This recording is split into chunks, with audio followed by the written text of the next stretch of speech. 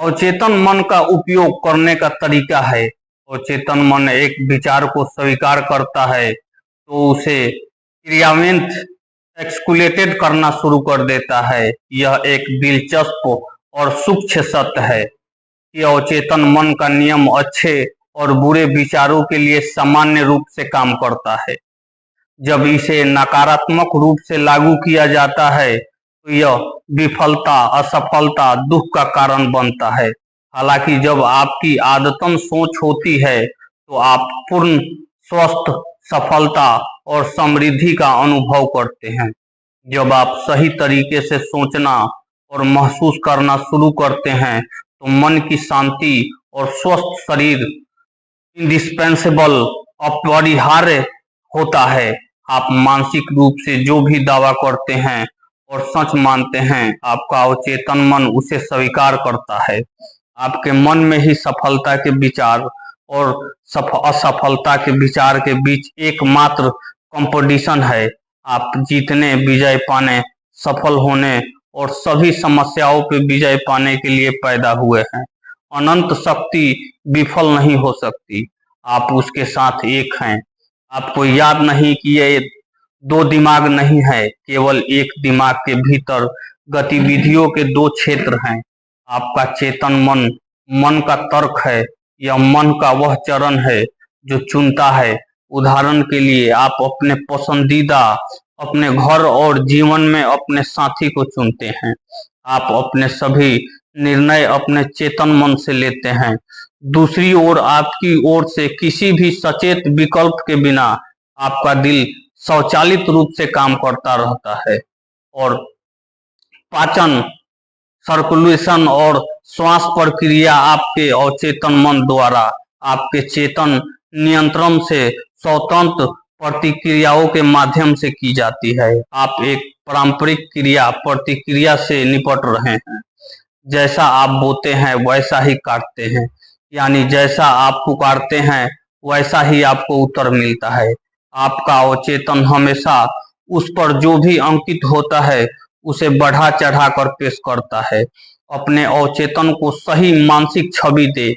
आपके मन में आपके द्वारा बनाई गई हर तस्वीर, खासकर जब भावनात्मक रूप से सच हो सकती है, यह आंतरिक या बाहरी रूप से क्रिया में काम करती है। यदि आप इसे बाहरी क्रिया में काम करने से रोकते हैं तो ये इंडिस्पेंसिबल है। यह आपके शरीर के किसी मानसिक, भावनात्मक या शारीरिक गड़बड़ी में आंतरिक क्रिया में काम करेगी। सावधान रहें कि आप उन मानसिक छवियों में लिप्त न हो जिन्हें आप बाहर की, आपके मन में जो भी तस्वीर बनती है उसे काम में लाना पड़ता है। नहीं तो यह शरीर में किसी भी मानसिक, शारीरिक या भावनात्मक असंतुलन के रूप में प्रकट हो सकती है। मनोवैज्ञानिक और मनोचिकित्सक बताते हैं कि जब विचार आपके अवचेतन मन में संप्रेषित, कम्युनिकेट होते हैं तो मनुष्य की कोशिकाओं में छप जाती है। जैसे ही आपका अवचेतन मन किसी विचार को स्वीकार करता है, वह तुरंत उसे लागू करने के लिए आगे बढ़ता है। यह विचारों की जुड़ाव से काम करता है और हर बीट का उपयोग करता है। याद रखें, आपका अवचेतन मन इस बात में शामिल नहीं होता कि आपके विचार अच्छे हैं या बुरे, सत्य हैं या असत्य, बल्कि यह आपके विचारों या सुझावों की प्रकृति के अनुसार होता है।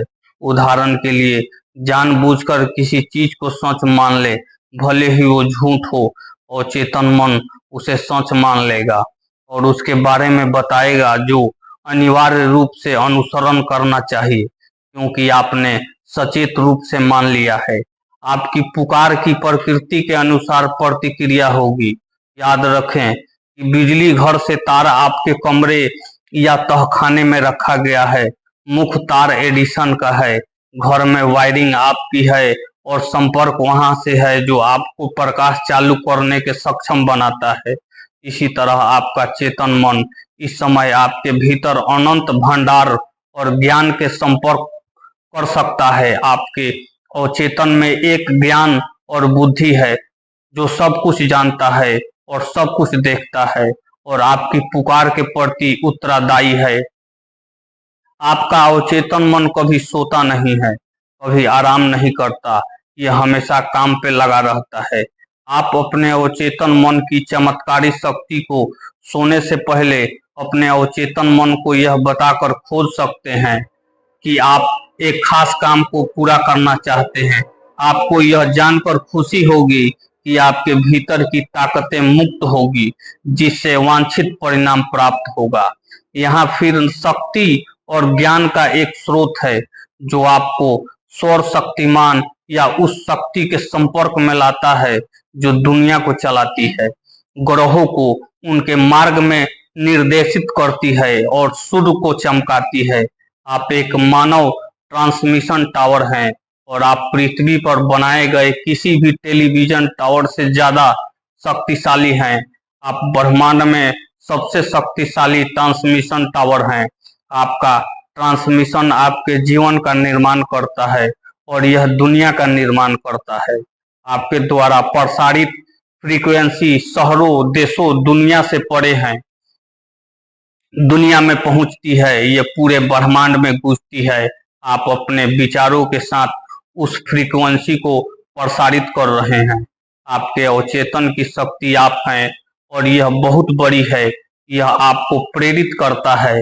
यह आपके समृद्धि के पन्नों के से नाम, तथ्य और दृश्य दिखाता है। आपका अवचेतन मन आपके दिल की धड़कन शुरू करता है, आपके रक्त के संचार को नियंत्रित करता है, आपके पाचन, आत्मसात और उत्सर्जन को नियंत्रित करता है। जब आप रोटी का एक टुकड़ा खाते हैं तो आप इसे ऊतक, मांसपेशियां, हड्डी और रक्त में बदल देते हैं।